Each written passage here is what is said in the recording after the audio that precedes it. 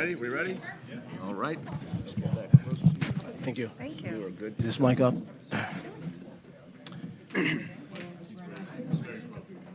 Praise God, from whom all blessings flow.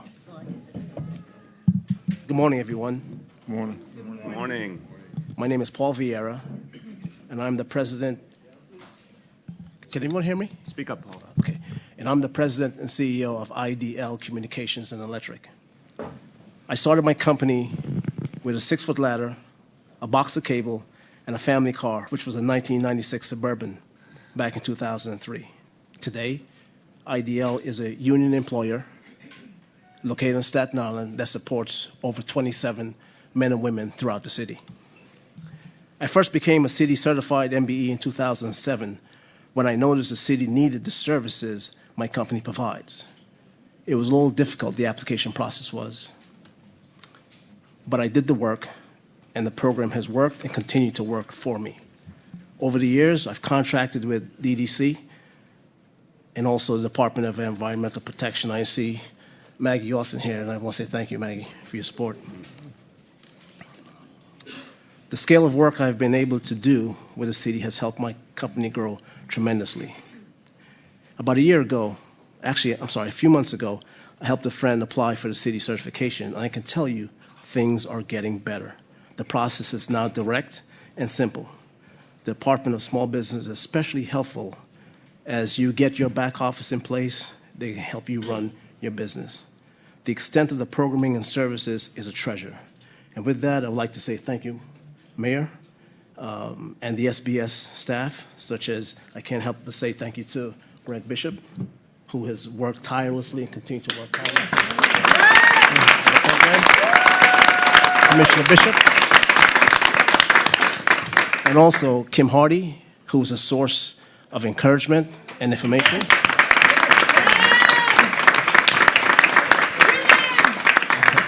And I can't help but say thank you to also Walter Maxwell and also Alfred. And finally, before I turn this over to Celeste, I must thank my family, who's been with me. My wife's been with me for 30 years, through thick and thin.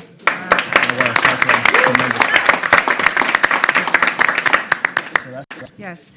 Good morning. My name is Celeste Ramirez, and I'm the president of CARA Construction Management. I started my career in affordable housing and decided to start my own construction and management and consulting firm in the borough of the Bronx. We specialize in zoning and building code reviews. I faced many obstacles getting started. And as you can imagine, there are not many women or Latina-owned businesses in the construction industry. When I would attempt to bid on a job, people would often say no. And I never let no stop me. I made sure to certify with the city as soon as I met the requirements. Contracts with the School Construction Authority and Human Resources Administration have helped my business thrive. And I am very grateful for those opportunities. Thank you. Thank you.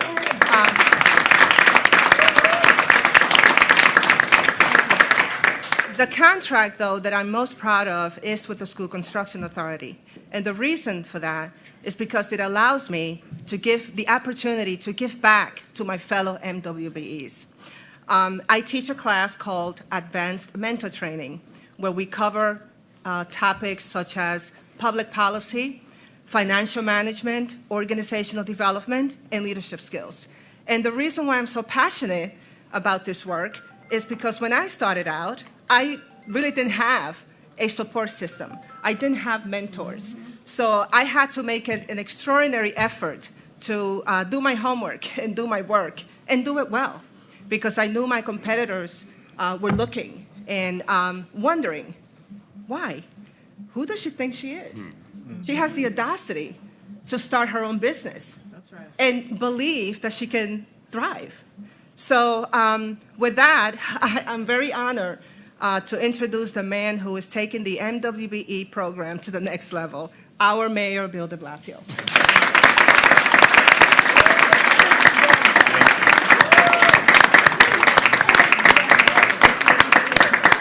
All of in the house.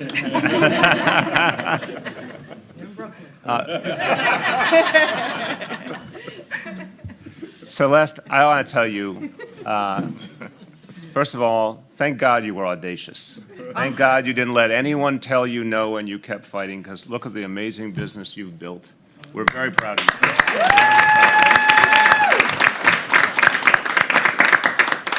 And Paul, I love a story that begins with a beat-up old car, and you turn that into a real, thriving business. I want to congratulate you, both of you, your persistence and your belief that you could succeed and help so many other people succeed at the same time. This is what New York City is all about. Let's thank both of them. Thank you.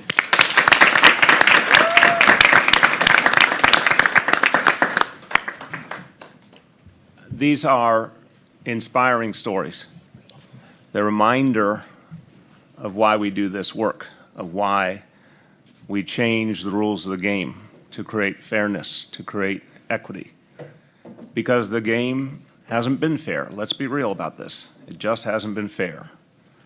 Decades and decades of history of people being excluded. People who just wanted to do a good job. They just wanted to have a chance. And too many times, as Celeste said so powerfully, they were just told no. Didn't matter how smart they were, didn't matter how good they were told no.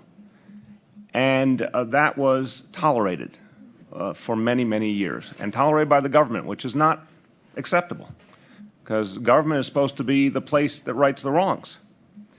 So when I think of minority and women-owned business, I think of our neighborhoods. I think of small businesses that are the lifeblood of our neighborhoods. I think about people who need opportunity, finding a job with a business in their community. I think about people not being turned away who want to work hard because the person hiring them understands them and wants to give them a chance. Let's face it. If you give empowerment, opportunity, resources to women and people of color, guess what? They're going to hire women and people of color and give them a chance.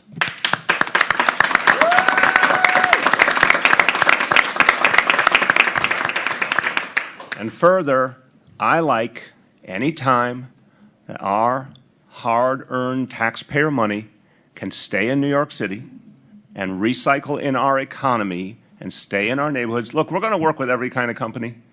Obviously, we want great companies of all people, all backgrounds to help us. Sometimes there's a great company out of town that's the best one to do a job. That's great.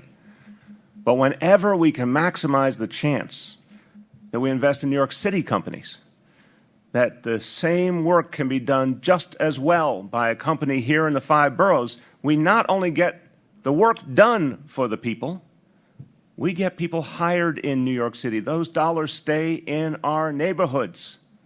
It is a double virtue.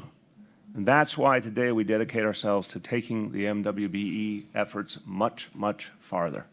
This is something we have to do for our neighborhoods. This is something we have to do for fairness and equality. This is something we have to do for job creation. It is a much better way on behalf of the taxpayers to spend their money. So we're going to take this to the next level.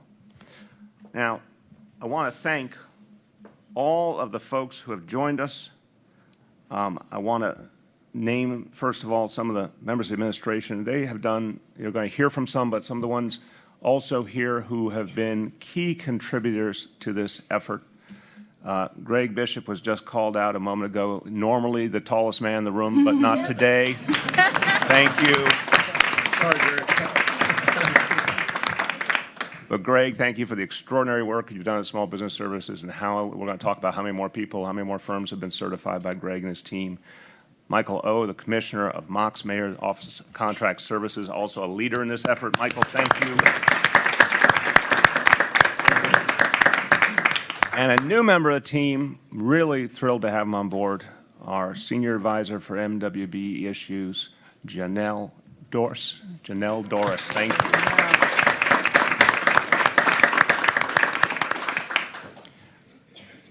The elected officials who are here have been very, very focused, very adamant, and very constructive in helping us to deepen this initiative. It has been something, I have to say, that all the elected officials here, I have heard your voices loud and clear. that this is a high priority for you and the people you represent. I want you to know that we have added a lot of what you've talked to us about into this new vision, and we need your partnership to make this vision a reality. You're going to hear a lot of stuff today that's very powerful in my view, and real progress, but it all matters where the rubber hits the road. And so getting people certified, getting contracts to firms that deserve them, takes a lot of reaching out, a lot of telling people, yes, you heard too many no's. We want to say yes to people. And elected officials are a key part of reaching out across a whole range of communities and giving people opportunities. I want to name them, and I want to thank them. From the State Assembly, Assemblymember Walter Mosley, Assemblymember Joanne Simon, Assemblymember Alicia Heineman, Assemblymember Luis Sepulveda, Assemblymember Nick Perry. From the City Council, and you're going to hear again, some other people are going to speak in a moment, Councilmember Inez Dickens and Councilmember Lori Cumbo, Councilmember Rafael Espinal. And while I'm at it, just want to thank our hosts. I love talking about the amazing things happening in the Brooklyn Navy Yard. I want to thank the CEO, David Ehrenberg, and the chair of the board, Hank Gutman, for everything they're doing. Let's celebrate everyone at the Navy Yard and thank them.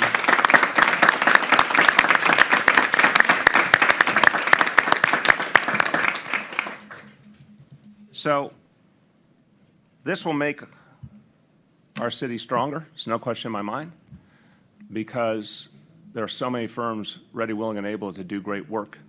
And we want to tap into that energy. By the way, I like the hunger and the focus and the determination that comes with companies that haven't had a fair shot and have worked so hard. When they get that fair shot, you see great work. You see focused, extraordinary work. We're going to be tapping into that by giving people real opportunity. Now let's remember that this city was built by people of many, many backgrounds.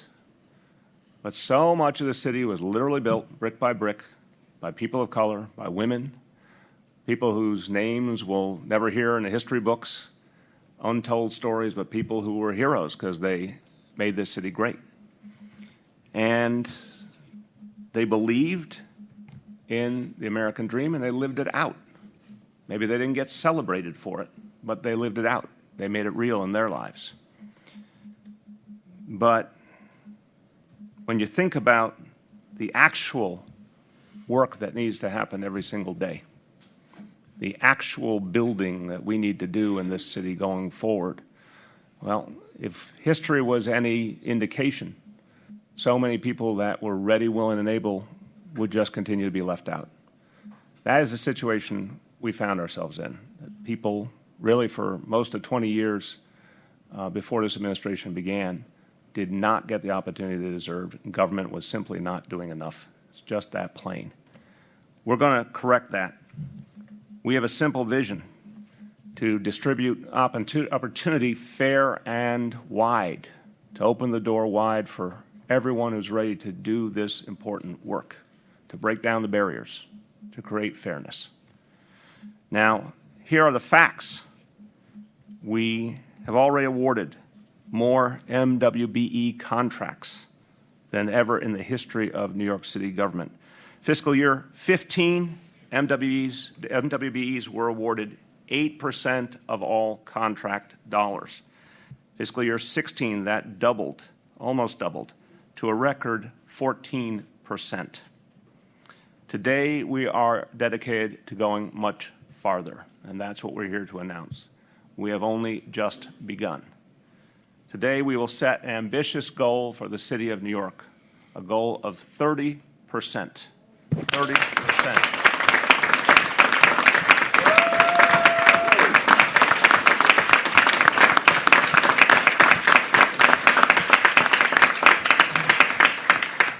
I want to make that plain. 30% of city government contracts will be available to MWBEs by 2021. This is an aggressive timeline over the next 5 years to go from where we are today, the 14% we're at today, to 30% by 2021. It is an aggressive timeline. It is a timeline we have worked on very, very intensely, and we are committed to achieving it, and we need your help to achieve it. And this will be a sea change. And 30% is our commitment, and we're ready to go farther with your help. Now, I want you to tell you this will apply to all mayoral agencies, including the Department of Education, and in addition, the Economic Development Corporation and the School Construction Authority.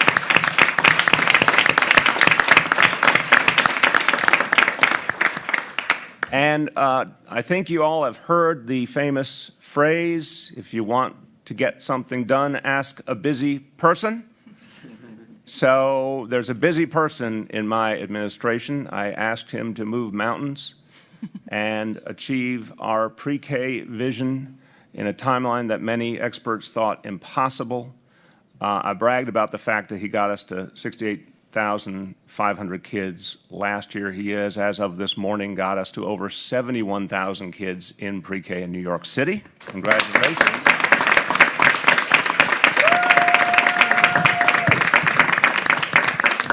He has doubled the number of middle school kids in after-school programs to now over 100,000, and he is playing a crucial leadership role in making our new mental health strategy, Thrive, a reality.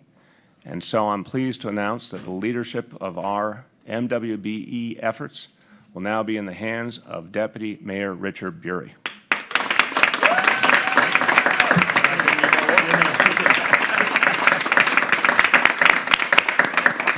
And Richard knows a lot, and he's proven it, about reaching across all agencies, every part of the government, and making agencies achieve their goals.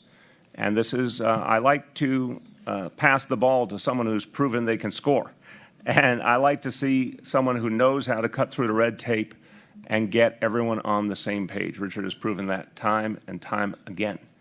And on top of Richard's leadership, we will be creating, for the first time ever, the Mayor's Office of Minority and Women Business Enterprise.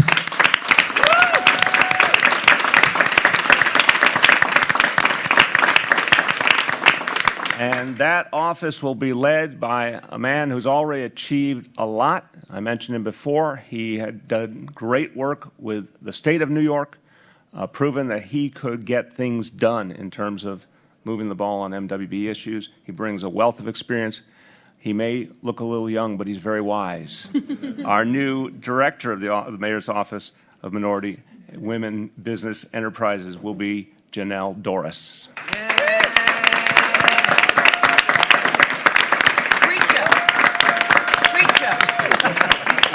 Reverend Doris, thank you. Reverend, okay. That's right. I told you he was wise. Yes.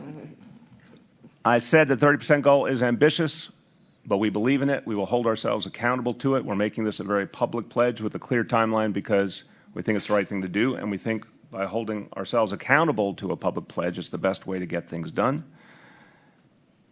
The new office we're creating will be the focal point, and will hold all agencies accountable. Now, we're going to also do some of the things that people have talked about would make this work go better. We're going to break contracts into smaller pieces so that smaller MWBs can compete for them, who've been shut out before.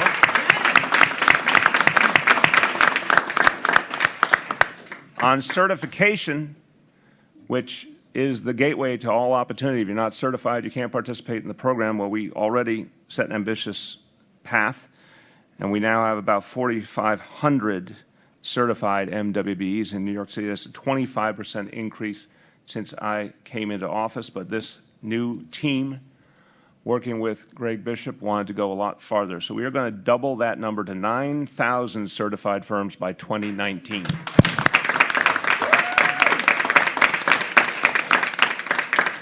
We are going to expand our loan initiatives. We will make loans available that are capped at 3% interest.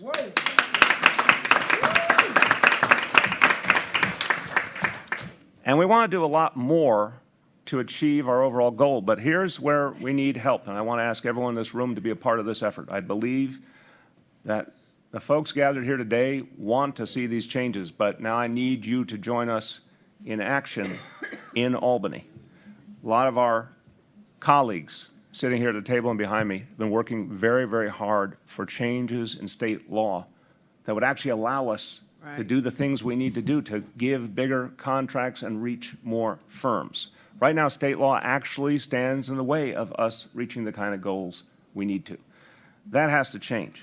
We have to simplify the rules. We need flexibility so we can reach more firms.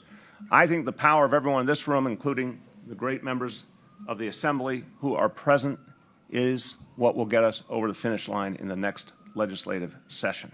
And I want to particularly thank Assemblymember Rodney's Bichot and Senator James Sanders, who are sponsoring the bill that will make the changes we need.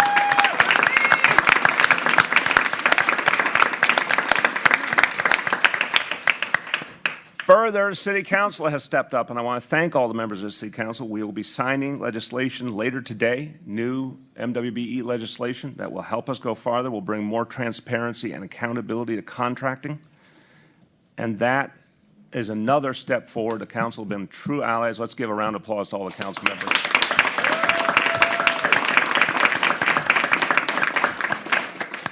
Now, I want to conclude, before you hear from my colleagues, by reminding people I often talk about the fact that over the years, I sat in too many rooms where people with a straight face and a somber tone, when it came to the question of hiring, they would say very earnestly, we wish we could hire more women. We wish we could hire more people of color. If only, quote unquote, if only there were qualified applicants.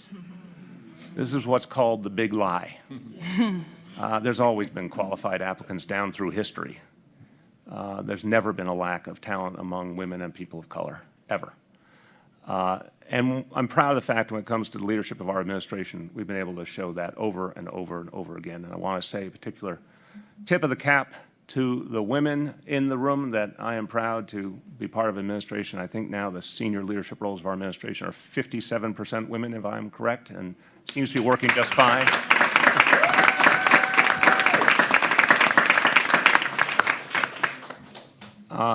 So you'll hear sometimes the parallel critique, and I think it's a disingenuous one, offered when it comes to companies, that, oh, we'd love to have more MWBs involved, if only we could find qualified companies. Again, I don't think there's any lack of qualified companies. Sometimes there may be a company that isn't certified yet. That's true. We have to do better at that. But there's no lack of qualified companies. So just to put a point on it, you can clap for that, though. You can clap for that. Look around you. I hope everyone saw this beautiful building coming in. Look around you at this lovely place. This building was refurbished, and the companies involved did a great job. It's plain to see. This building was achieved with 47% MWBE contracts.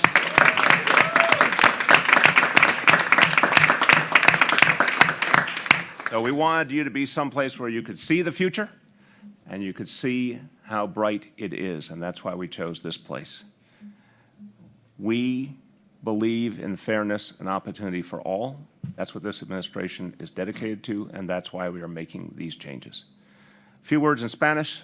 Me complace anunciar un plan para dar 30% de los contratos con la ciudad a empresas de mujeres y minorías.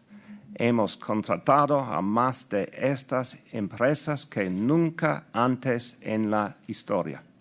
Si queremos combatir la desigualdad, debemos ofrecer contratos a empresas más representativas. With that, the man who's going to lead the charge, Deputy Mayor Richard Beery. Thank you very much. Thank you, Mr. Mayor. I am so excited to be here today, to be a part of an initiative that plays such a critical role in the economic life of our city. It's an initiative that I really believe goes to the heart of the Tale of Two Cities that the man to the left of me has spent his life fighting against.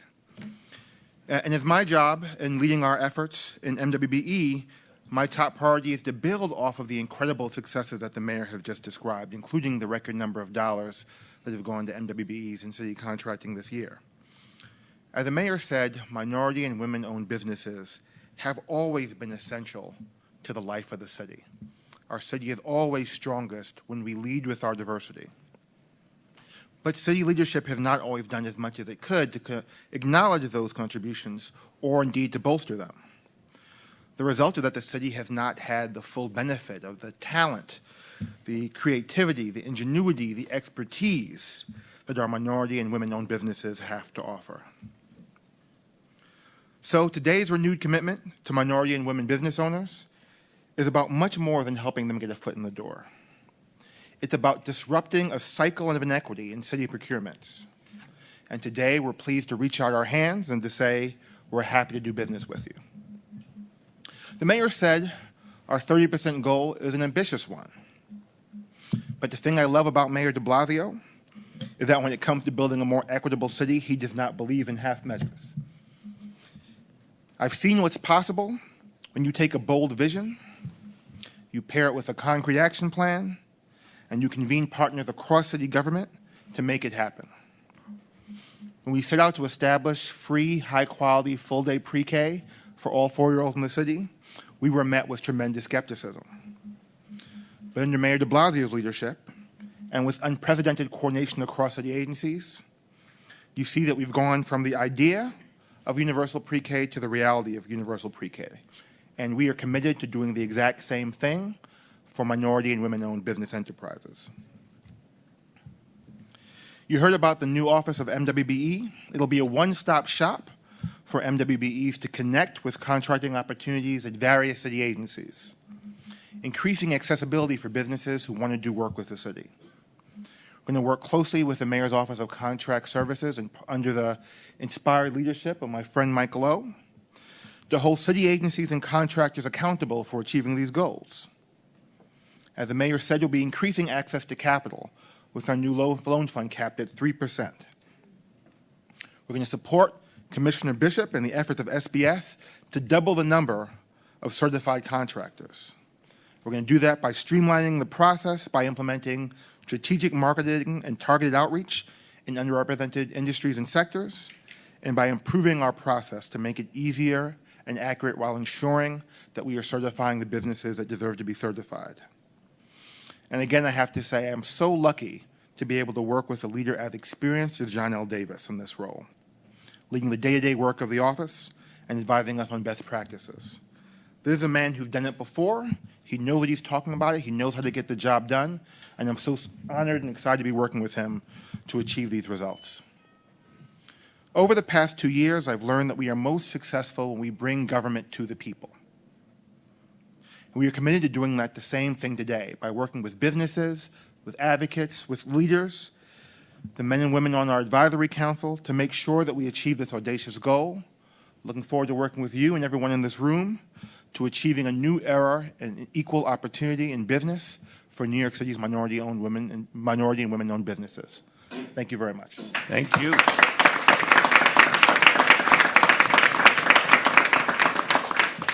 I want to just do an acknowledgement. I did not realize we have a senator in the House, too. Senator Velmanette Montgomery, thank you so much for your support.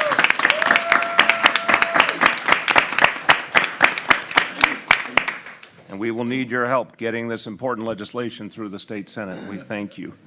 And now the sponsor on the Assembly side of the legislation that we really require to move these goals forward. It's time for fairness in this state legislation.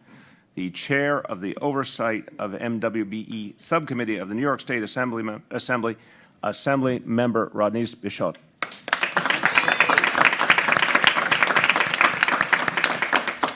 Thank you. Today is a glorious and blessed day. Amen to that.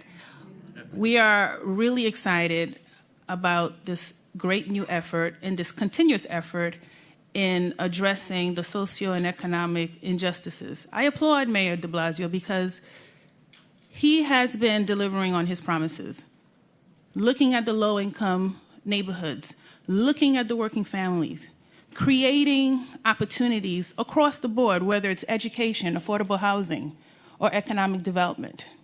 This is a mayor who listens. And I could attest to that because for many years, 20 years before he started, over 20 years, this program was pretty much demolished. Opportunities for minority and women business enterprise were at the very minimum. And so I applaud the mayor and the administration for dedicating an office, an MWBE office with resources and services that will address the barriers that has kept many of us from participating, that has caused a divide in our economic lines. This office will provide funds that will lower the cost of capitals, that has served as a burden when it comes to capital access for small businesses, minority women business enterprise. This office will also help increase the certification process. And I know for a fact that SBS is doing a great job. I've worked with them closely. Certainly want to applaud Greg Bishop for doing a wonderful job in leading the effort of increasing certification, increasing participation. 25% is a big jump. That's a bigger jump than it's been in the last 20 years before this administration started. And so I'm really excited, and I'm really excited to see the outreach that's going to be poured into untapped neighborhoods, immigrant neighborhoods, partnership with immigrant communities and organizations like CACI, Caribbean American Chamber of Commerce, and so forth.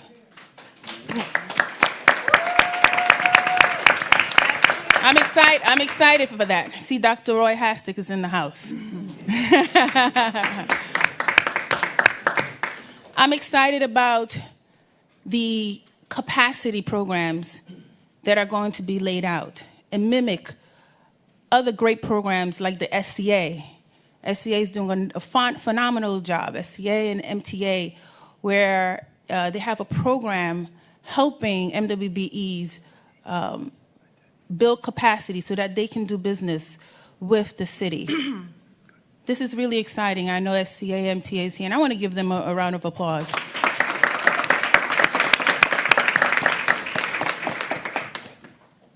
The mayor is listening. I'm really excited. I'm thrilled to be working with now with Mayor Bury, who's a good longtime friend of mine, and I'm really excited. I think we all. Oh, sorry, not mayor. I'm sorry, deputy mayor. Sorry. I'm promoting. Okay, I won't get you. Deputy Mayor Bury. Rodney, that was like the most peaceful transfer of power ever happened. I was like, wow, that's cool. Well, congratulations. See, the mayor and I and deputy mayor, we go back. We have our own little thing going. But really excited because I know how much he cares about our city, and I know how much he's going to get the work done. I'm also excited about our new director of the MWB office, Janelle Doris, who we've been working actually before he came into the administration. I'm really excited about his excitement, his dedication. Janelle, I'm excited. Thank you. I want to say that as the chair of the subcommittee of MWBE, I honestly could not progress without my colleagues in government. MWBE, the topic on minority and women business enterprise has been ignored for a very long time. It has not been the top of the topic, I should say. But now we have fresh, new people who looks like us, of all backgrounds, sex, religion, gender, orientation, who all are putting their hands, hearts, and forces together to bring about legislation, to change the way we live, the way we eat, the way we breathe. Because when our neighboring communities are flourishing, it helps us. Our schools get better. Healthy living. We have better hospitals. We have access to equitable job opportunities, and we'll be able to afford to live in our homes. But I can't do this without my colleagues in government. And I first want to thank Public Advocate Tish James, who's been really vocal on the issue. Let's give her a round of applause. She's wonderful. I want to thank my city council colleagues who are here.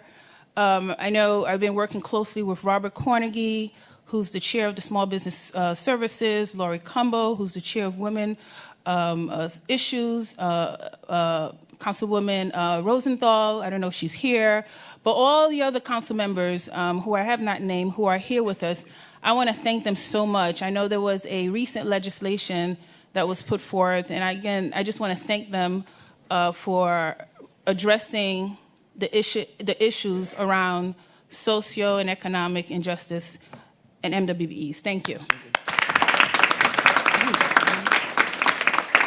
But of course, I certainly would be remiss if I didn't mention my colleagues in the state.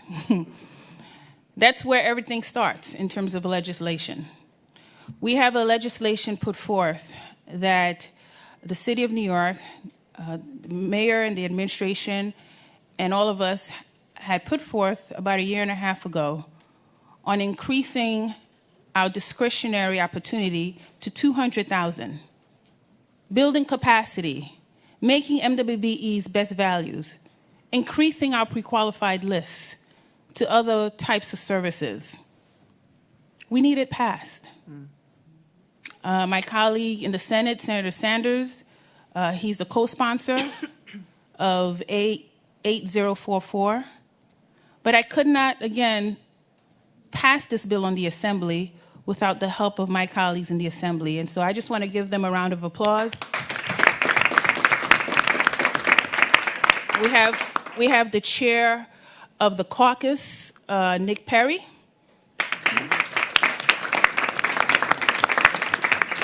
Thank you. And so, ladies and gentlemen, I just want to say that I'm really excited about this day. I have traveled across the city, I have traveled across the state, and I've heard the testimonies. I'm really proud of the MWBEs who've come forth, who've shared their testimonies about how things can work, how they are changing lives. Their own lives are changing, but they're changing other people's lives because with capacity, they're able to build and create new job opportunities. Mr. Mayor, I look forward to continuously working with you and your administration. I'm really excited to have been sitting on the Advisory Council. Thank you for listening to all the concerns from not only our legislators, but our community. Thank you for acting on it. Very different from many mayors that we've had before. And we need to recognize that. We tend to throw rocks a lot, okay, but we tend to forget those who are actually acting on their promises. And so I want to thank you for that. And we're going to continue building. Thank you. Thank you.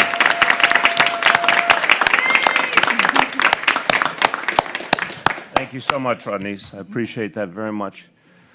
I'm not going to make any further jokes about looking up to Robert Cornegie, but I do want to say that Robert has been a stalwart working on these issues in the council. As you know, as I said, the council is moving on legislation that will be signed today. But also, you know, this has been painstaking work to figure out how we could reach much higher goals. Robert's been a crucial part of the process with us every step of the way. So the chair of the Committee on Small Business City Council, Councilmember Robert Cornegie. Oh, thank you so much, Mr. Mayor. I actually have the distinction of serving today in two capacities, as the co-chair of the Black, Latino, and Asian Caucus, and also as the chair of Small Business. I thank you. Thank you. This, although today is a testament of the hard work and commitment the administration has put into bolstering MWBEs and small businesses, the work that went in before today, I think, should be mentioned. The amount of work through the task force and you listening, and, you know, oftentimes in government, task force are formed, and, you know, it's the person who convened it isn't present. But the mayor came actually to listen time and time again to what small businesses needed, and access to capital obviously was one of the key things. But I knew that we'd get to today, not because of all of that hard work, but because of the commitment you made to me. You may not remember pulling me to the side in the halls of City Hall and looking me in the eye as only you could do. And actually saying how committed you were to getting this right. And sometimes just man to man, hearing that, not knowing how you're going to get there, but seeing that commitment is incredibly important. I just want to say on a personal note, having had a chance to work with Celeste and Paul, who is a homeboy from Bed-Stuy, y'all should know that. Or he told me he's off of Buffalo, so you should know that I get a special shout out to watch the growth and development from African Americans from my community, and to sit next to you on this panel and get to celebrate your successes, I think is tremendous, and it's a shining example for young people coming out of the community. So I'm gonna have to parade you around the hood a little bit after this, so that we can understand that there are opportunities, and through hard work we can accomplish anything. So just thank you so much, Mr. Mayor. I look forward to the amount of work that's going to be necessary, and to the naysayers who didn't think we'd ever get to today, I say, how you like us now. Thank you.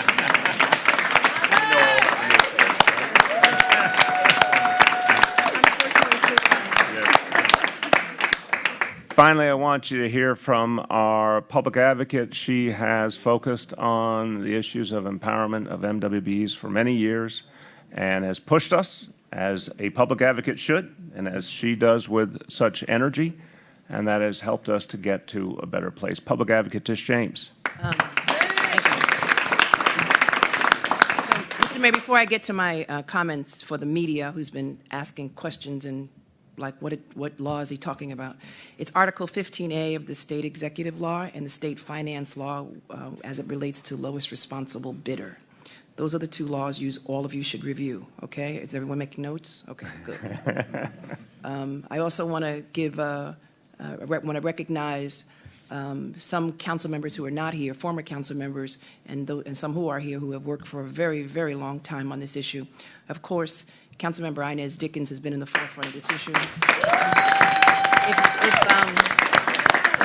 If we could hold our applause, we would get through this quicker. Councilmember Robert Jackson, Councilmember Diana Reyna, yes, we obviously, and I was the council member then, we were again involved in creating Local Law 1, and as most of you know, I worked in the state on Article 15A, which is the state executive law as it relates to WMBEs. I want to thank the mayor for adopting a lot of the recommendations that a number of elected officials had put forward to his office. The office that is being created was modeled after an office that was in the state under former Mario Cuomo's leadership, where he had an office dedicated to WMBEs, and a lot of the recommendations came from that office, which no longer exists.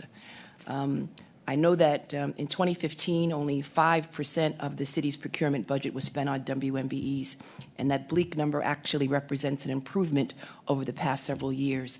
And it's sort of an embarrassment in New York City, a city which right now is moving towards the majority, or is in the majority of people of color, that the number is still hovering at 5%. It is an absolute embarrassment. And so I've always argued and I've always said publicly that the best way to address poverty and income inequality is to provide someone with a job or to own a company, not a hand up.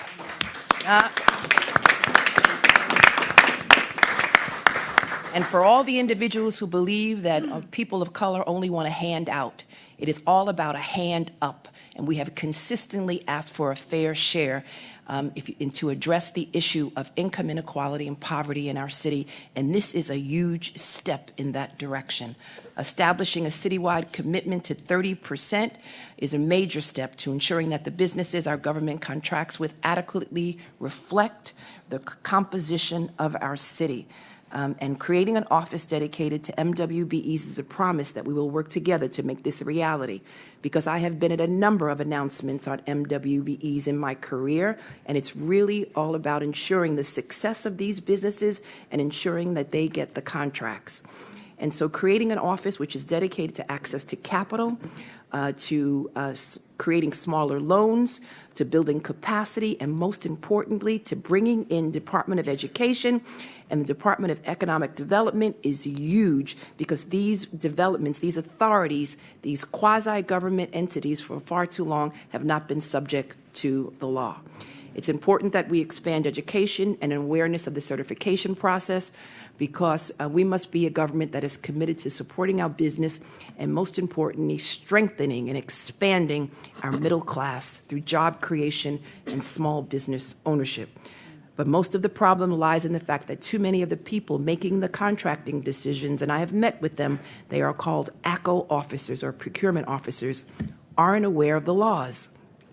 And that is why I've introduced a bill, and I'm so happy that the mayor will be signing it today, a bill that would require the Department of Small Business to conduct mandatory training for these agency chief officers, or ACOs, and agency WMBE officers. But we still need to do more. We must revamp the public bidding process. We must increase openness, transparency about available contracts from the beginning to the end.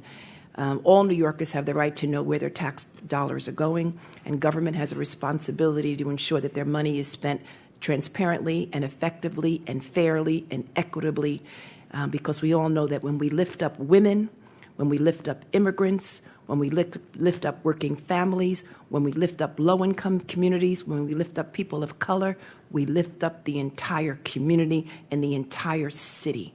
And throughout this city, we need to continue to working to support and provide opportunities to those who have been historically disenfranchised and locked out of the sunshine of opportunity. Today is a critical step in that right direction, but we must never stop thriving to do better and never stop aiming so that all of us can enjoy the sunshine of success. I look forward to working with Richard Bury. I look forward to working with Reverend Mr. Jonelle Doris and all of my colleagues in government, and I look forward to a brighter day for all. Thank you. Thank you.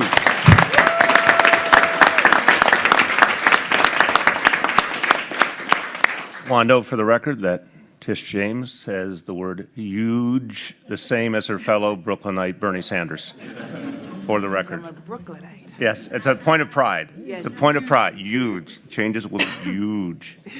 Okay. We're going to take questions on this topic, and then we will take questions on other topics. Fire away. Yes. I was just seeking some clarity there. In the release, it says, is it 30% talking about the number of contracts or the dollar amount? They're both stated in here. And then in terms of when you were giving comparative figures for how things stand now, is that currently 14% of contracts are for MWBE, or is it 14% of the dollar amount the city spends? Dollars. In both cases? Yes. And then a follow-up, last week, the city controller in a speech was quite critical of where the city's MWBE program stands currently. He said he gave it a D.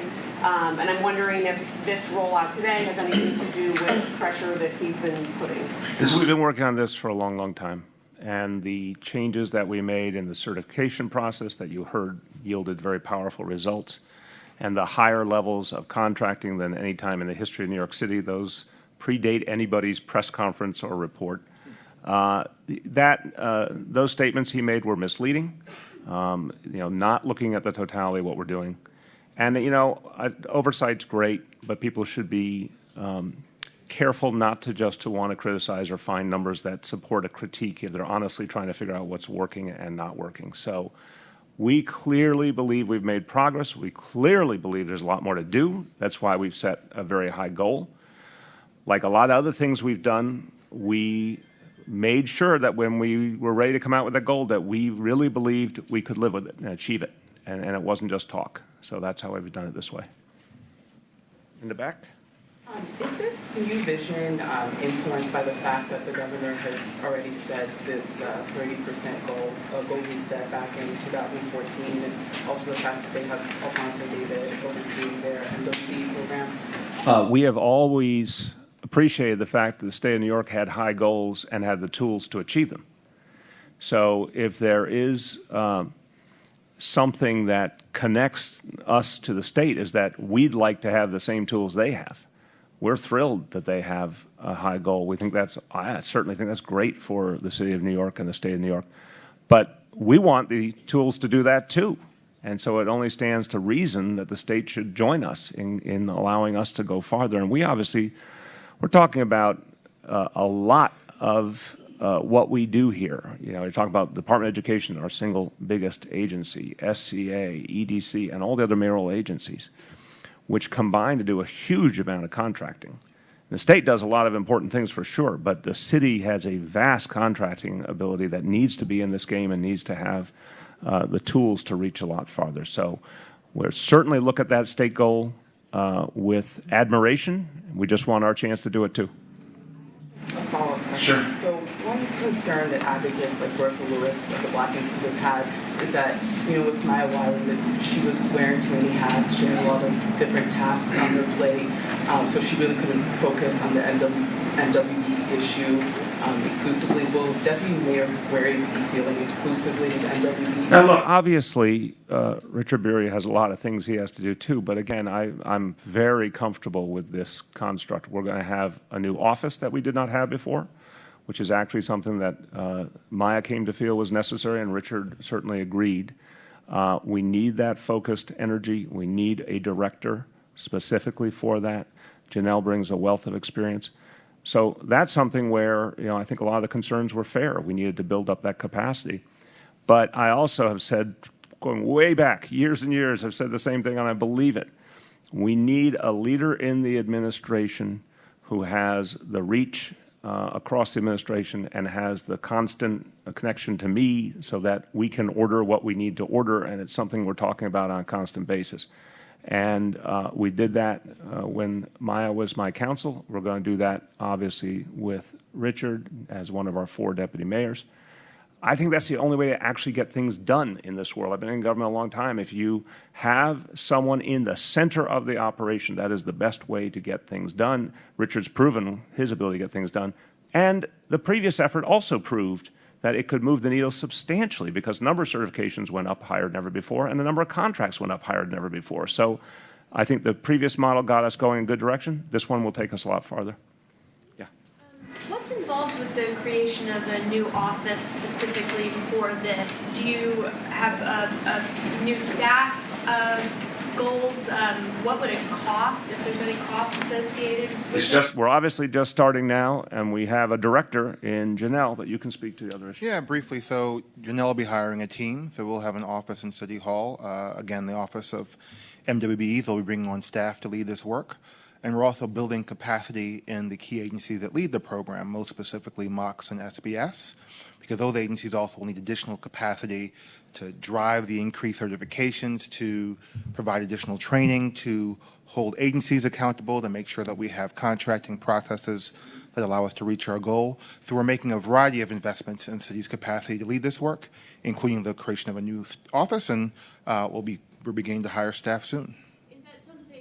Is there money already built into the budget to do that, or would you have to add that to the? We can get started, obviously, with the existing budget, but this is something that is part of the new budget process, which is really about to begin, that will account for the long term. So we certainly we have enough to get going, and then we'll figure out the longer term.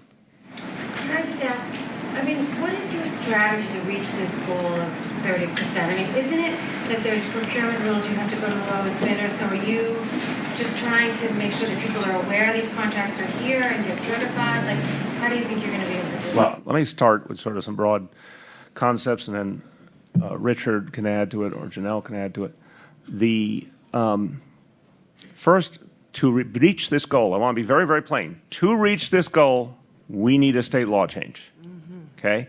We can do a lot with our current reality, but we want to reach this goal.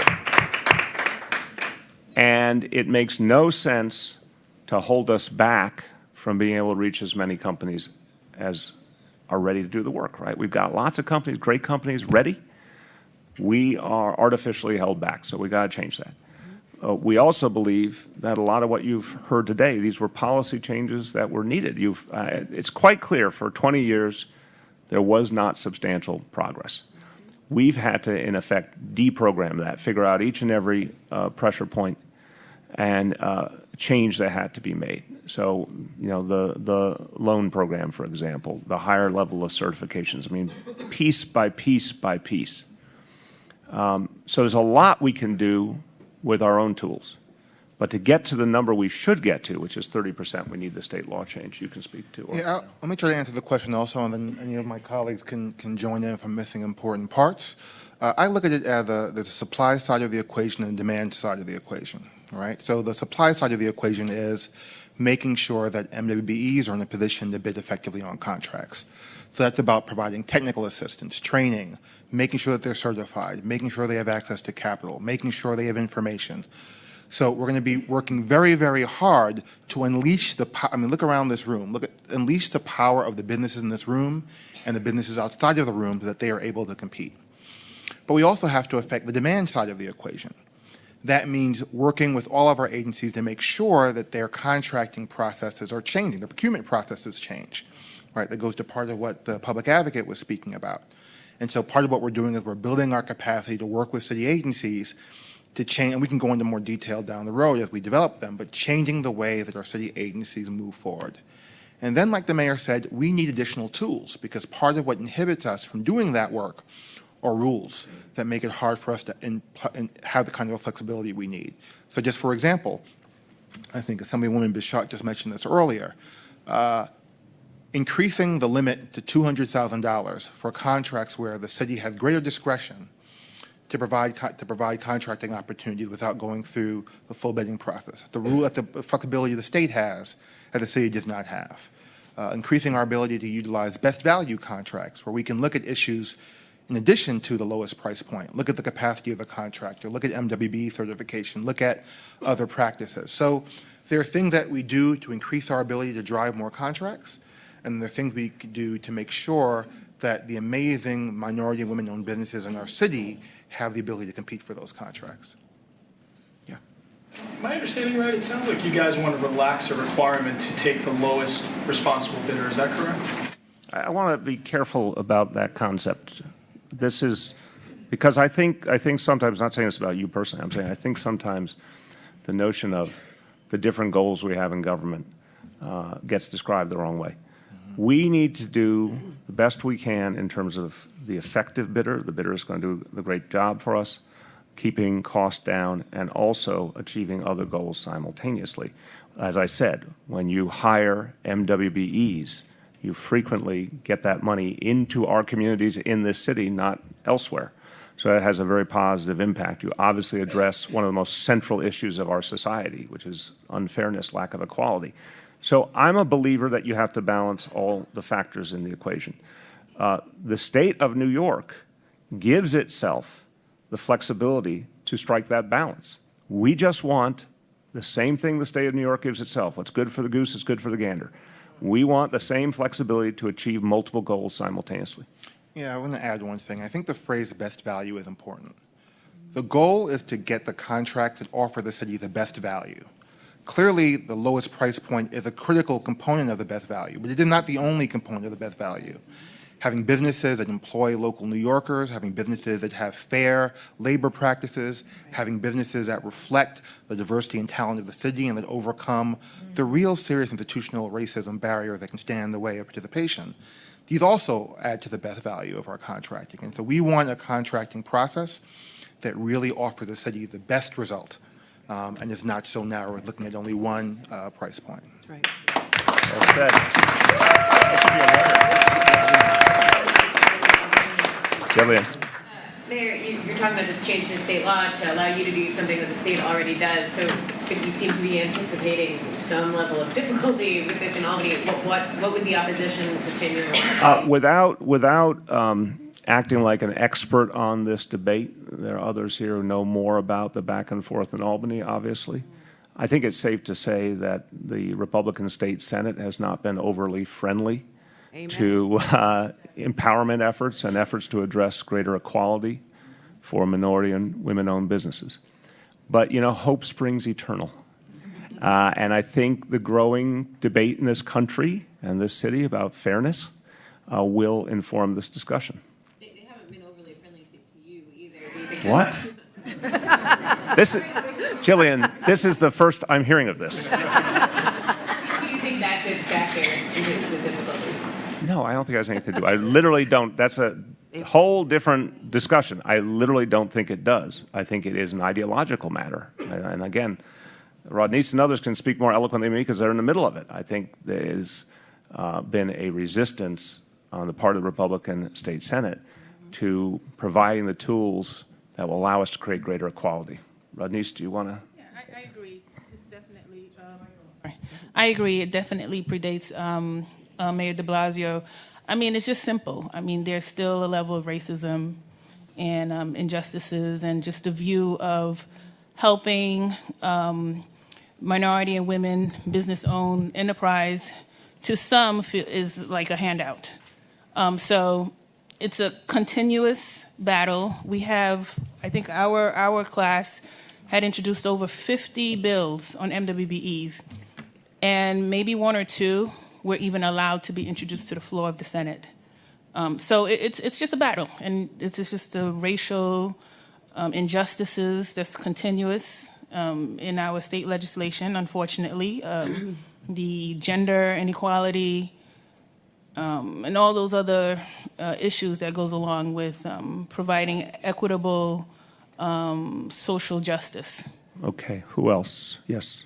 Just one further clarification of the state law. It sounds like, would it allow you to factor in a firm status as MWBE into the awarding of contracts where now that's currently not permitted? That's right. It would give us greater flexibility to consider elements that we are, in many cases, prohibited from considering now. Any other questions on this topic, please? How would you quantify that? Do you come with a formula where folks who are MWBEs would get a certain number of points? How do you do that? Well, it's not a question of establishing a quota or hard limits. It is about offering the city greater flexibility to consider totality of circumstances in awarding contracts. Well, what metric would you use to do that? Well, again, we are looking for the exact same tools that the state uses in issuing its awards. So it ranges from a variety of tools, from greater discretion on the size of contracts or one which we can use awards. So there are the variety of tools that we're looking for. And so it's not just one check. There's a number of things that we're looking to add to our. I think what would be helpful, I think this is an important question. What would be helpful is afterwards, we can do a fact sheet to lay out exactly how the state process works and the difference between the state process and our process, so you can see. Because obviously every day, and again, I'm very happy the state has a high goal, and they have the tools to reach it. And so you should be able to see how that works and what the difference is between that and what we have right now. Go ahead, Chris. We're doing media questions only, just so media questions only. Appreciate your enthusiasm, though. There you go. If your effort to change the state law is not successful, or looks like it's going to take a longer time frame than you're laying out here in terms of your goal, I mean, do you have any sort of other goal that you're setting without that law change that you think is reasonable or realistic in terms of raising that 14% figure? I'm a big believer in Plan A. So, in life, sometimes you need a Plan B, but right now I believe we should stick to Plan A. We're offering a very clear, strong vision. I think that will affect the debate and the discussion. I think our nation is changing rapidly. Our city is changing rapidly. We used to not have the discussion we needed to have in this city. I hope I contributed with talking about the Tale of Two Cities. I certainly think Secretary Clinton contributed the other night when, on the presidential debate stage, she talked about institutional racism. That's not something I remember previously. So I think you're seeing big structural changes in government and politics, and things that were not possible a year or two ago are becoming possible. So I don't believe it's right to say that this was the same exact discussion about pre-K. I remember vividly on October 4th, 2012, right after I made the speech on pre-K, a number of folks in the media asked a perfectly fair question, well, what if? And I said, I don't deal in the what if. I've got to have a vision and stick to that vision, and if we can't achieve that vision, we'll be very open about what it means. But I think we're going to eventually win this battle. And there's a lot of energy in this room to help us win this battle. And if we win the battle, we can reach the 30% goal. Anything else on this topic? Going once, twice? Okay, other topics. Melissa. Mr. Mayor, in your opinion, was Zymir Perkins' case Was what now? Zymir Perkins' case, the 6-year-old boy in Harlem who died on Monday, was his case given the added level of investigative scrutiny that ACS has ordered for cases where there are multiple past reports of maltreatment? I want to say, Melissa, I'm very concerned about this case, and I want to know what happened here. It is unacceptable that this young man was lost. And it's not right to prejudge. There's a very thorough investigation that's begun. What I think I can safely say is that there were warning signs. They were clearly looked at by a variety of agencies. How that didn't lead to a different outcome is what I don't understand. And I find it an unacceptable outcome. And I'm going to demand answers from everyone involved. And if we have to make changes as a result in our approach, we will. At least I can say very clearly, I know this was on the radar screen, but I don't like what happened here one bit. I don't accept it. Please. Do you have any concerns about a philosophical, what some people in this world of child welfare see as a philosophical shift over at ACS? Fewer children coming into foster care. Not that we would ever want a child to go into foster care unnecessarily, but fewer children coming in, and also this less investigative, more collaborative approach to families. It's an excellent question. I appreciate it. And you know, I've talked to you about this for many years. I spent many years working on these issues in the City Council. Here is the core of this challenge. I have 2 kids, and whenever I look at one of these situations, I see a child lost, I think about my own children. But I also think from the perspective of a parent that the vast majority of parents are trying to make it work. They're trying to support their kids. I can only imagine what it would feel like to have your children taken away from you. So I fall down on the level of when in doubt, the city needs to intervene. But I will say very clearly, that has to be a very careful decision. And there are courts involved in these decisions. And the courts have their own approaches. Each judge has their own approach. So I don't think it's fair to say we wouldn't put a child into foster care if we thought it was the right thing. I think there's been a general improvement over years. And previous administrations deserve credit as well. Improvement in how we do our child welfare work, our protective work, improvement in finding ways to support families. You know all about the kinds of services we provided to families to try and help them get it together rather than taking a child away and putting them into foster care. A lot of that has worked. But the question in my mind is, when we lose a child, first of all, I don't accept the loss of any child. I want to be very, very clear about that. I think every single situation I asked the question, was there anything more that could have been done? Occasionally, there's no warning signs whatsoever. Occasionally, there's no way anyone could have known until it's too late. But many times, there are warnings, and the question is, what do we do with those warnings? And if there's a problem with the law, let's change the law. If there's a problem in the way agencies communicate, let's change that. You remember early in my administration, the Miles Dobson case, where the problem was, in part, a parent who was imprisoned in another state, and we didn't even know what was going on with that situation because the 2 states weren't talking to each other. So there's a lot we have to continue to improve. But I don't think the problem is an underlying philosophical one. My message to all our agencies is, if we think a child's in danger and we have the legal right to remove them, we should always err on the side of safety. Marcia. Mr. Mayor, on June 30th, 2015, there was a confirmed case of child maltreatment. On August 31st, 2015, there was a confirmed case of child maltreatment.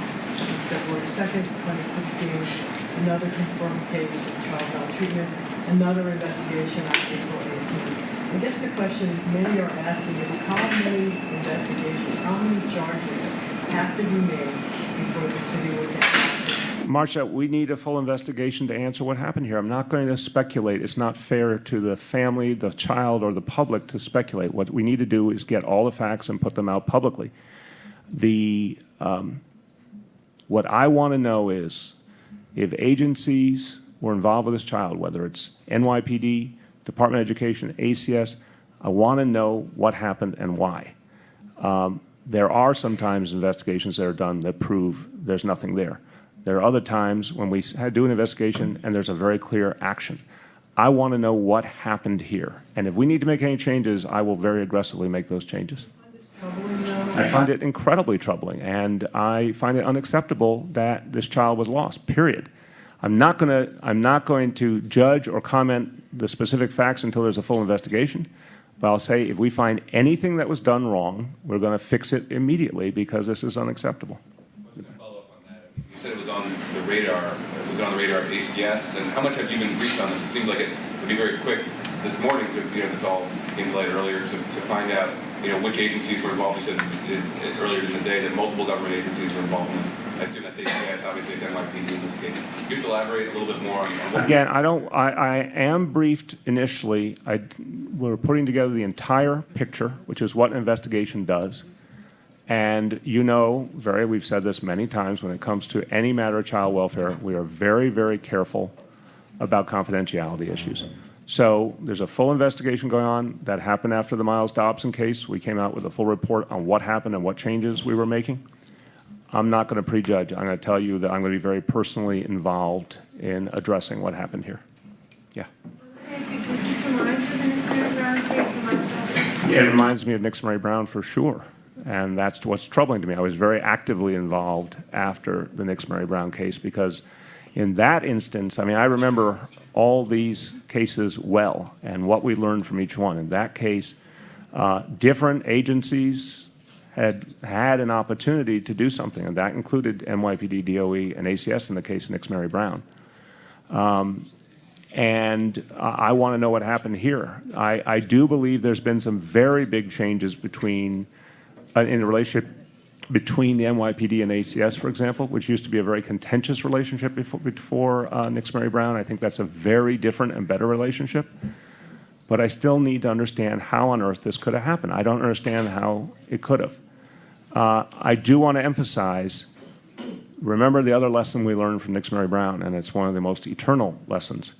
How many people came forward, and a lot of your papers reported on it, and TV stations reported on it, that people said, I heard something, I heard banging through the walls, I heard screaming, but I didn't want to get involved, or I wasn't sure, or I didn't think it was that bad, I wish I had called it in. After every one of these cases, we find there was more information we needed, that someone had and hesitated. And I understand maybe people are fearful of getting involved, I really do, but after Nixon Mary Brown, this entire city rose up. It was absolutely extraordinary. The number of calls related to child welfare went up very, very high and stayed that way for many, many months thereafter. And people gave the benefit of the doubt to protecting children. That's what every New Yorker needs to do. If you think a child's in danger, make that call. Make that call. We need to know. We need to know everything you know, because that could be the difference between looking at a case and being able to take further action. Could be just the information a single New Yorker has, and they need to share it with the authorities. Yeah. A couple months ago, you promised that you'd be doing quarterly homeless counts for Homestead. We've been through now 2 rounds of quarterly counts. We haven't gotten those numbers. What are the numbers, and what's the direction? Best of my understanding, we've been putting out a fair amount of information on Homestead online, but I'll double check. I thought there's been a lot put out. I'll find out for you. We can look at those numbers? Yeah, sure. Go ahead. Mayor, this morning, last week or so, Councilman Jamani Williams chose not to stand during the Pledge of Allegiance at the City Council meeting as an act of protest, following, of course, Kaepernick kneeling during the national anthem. Today, a few more council members said they'd be doing the same thing at today's stated meeting. I'm curious for your thoughts on this as a form of protest, now not just by athletes, but by elected officials, and whether you've ever thought about participating in such a protest. No, I would say, look, I absolutely respect everyone's First Amendment rights. And I very much respect what's motivating this protest, because this issue has to be addressed. There's a fundamental inequality in this country. It has to be addressed. I take a different view with absolute respect for others who disagree. I take the view that the Pledge of Allegiance and saluting the flag during the national anthem are about an affirmation of our democracy that is still evolving, that needs to get better, that needs to be truer to who we are and what we're supposed to be. And I think that is a message unto itself, that we believe we can fix things. But I also respect others who have a different choice, and that is an American value, that people get to make that choice. In the back. Mr. Mayor, we reported last week that at least 3 city council members have put in bill requests that would regulate 501c4s like the Campaign for One New York to classify them if they're attached to an elected official as a political action committee that would count towards the campaign finance system and other regulations. Is this something that's on your radar, and do you support the idea of further regulating those types of C4s? I haven't seen the legislation. I'll be happy to comment on it after I've had a chance to analyze it.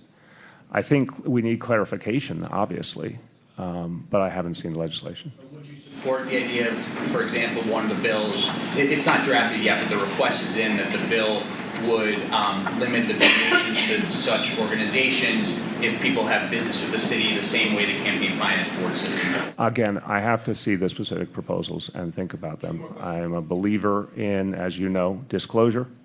And that's the central point from my point of view, but I'd have to see what's out there in the back. Mayor, I know you're getting updates from Commissioner Nigro and Commissioner O'Neill. What can you tell us about the investigation into the blast yesterday that killed Chief Fahey? A lot of work is being done. As you know, one individual of interest has been apprehended. I'll say, starting on the very human level, you know, being at the hospital, having to be one of the people to tell his wife, to tell his parents, was extraordinarily painful to see what they were going through, and having heard so much about Chief Fahey and what an extraordinary man he was, it's very, very painful all around. And we are devoted to getting everyone who was involved, and I'm very certain we will. A lot of effort is going to be put into finding everyone and anyone associated with that location and bringing them to justice. But what I can tell you is it's a very extensive investigation, obviously fire department and police department together. One individual has been apprehended. I expect we'll be finding others soon. You released recently the mayor's management report. Some groups like the Citizens Budget Commission identified some figures in the report that they noted were causes for potential concern, like H and HC seeing fewer and fewer patients in contrast to what your goals were and things like that. Do you still feel like the city is going to be able to shore up HHC's finances given this decline in patient enrollment? And why don't we get a separate briefing on the MMR in the way that previous mayors have done? I don't know the answer to that question, meaning it hasn't come up as a topic previously, so I'm not familiar with what previous mayors have done with the MMR. Certainly we'll talk about the way to make sure all those questions about it get answered. On the health and hospitals question, it's a very good question. It's a very real concern. Look, we've tried to be real blunt about 2 structural realities we're facing that are really deeply concerning. One is health and hospitals, and the other is the housing authority. And we've got a turnaround plan in place for the housing authority that is making progress. We've got one in place for health and hospitals that's newer, that we need to see a lot more progress from. I think your question about whether we're going to be able to get the amount of people who want to come into the facilities and use the services is a very real question. We think we will. We don't think it's an overnight kind of thing. We think we can get there by changing the approach to care and changing the approach to outreach, and obviously by getting a huge number more people signed up for insurance. I mean, this is one of the underlying contradictions here. This whole city of New York starts with a 1 million person deficit, 500,000 people who are undocumented, not allowed to have insurance under Obamacare. A second 500,000 who could get insurance and are not enrolled. We're going to very aggressively go out and sign those folks up, and we think a lot of those folks will choose to get their care with health and hospitals, but that is a big effort. So am I concerned? You bet I'm concerned. Are we watching those numbers? Absolutely. But I think the plan is the right plan. We've always projected it's going to take time to turn the situation. Last one. 2 weeks ago, you said that you no longer had contact with Jim Scapolino and you had kind of limited your relationship with lobbyists in these investigations. Do you offer seeing any other new specific practices, with these investigations? Have you changed any other policies since all of these have broken several months ago? Well, I think the bottom line is that we looked at the one situation where there were obviously structural problems. That was the Rivington case, and we've come out with a series of reforms. And then in terms of the lobbyists, as I've said, I think it's the right thing to do, that just I don't have dealings with them. But we'll continue to look and see if there's other things that make sense to do going forward. I think essentially speaking, we continue to do the work. I mean, I understand obviously that people want to look at these other issues, but our focus is on doing the work, doing it effectively, making sure the government's functioning for people. That's where our focus is. And go ahead. As your campaign apparatus, have you given any instruction on who we should take money from, or should we limit on people we don't take money from? Have you learned anything about taking money from people maybe? That's something the campaign works on all the time in terms of what's an appropriate vetting process. That's not just my campaign, that's a lot of campaigns determining what those standards are and how to best implement them. So that's an ongoing discussion. I want to say at the end here, I understand we're losing one of the flock. Jillian, what are you going off to cover? Food and drink. What did you do right to get food and drink as your assignment? Politics has driven me to drink. That is called a soundbite. Well done, Jillian. Thank you. Congratulations.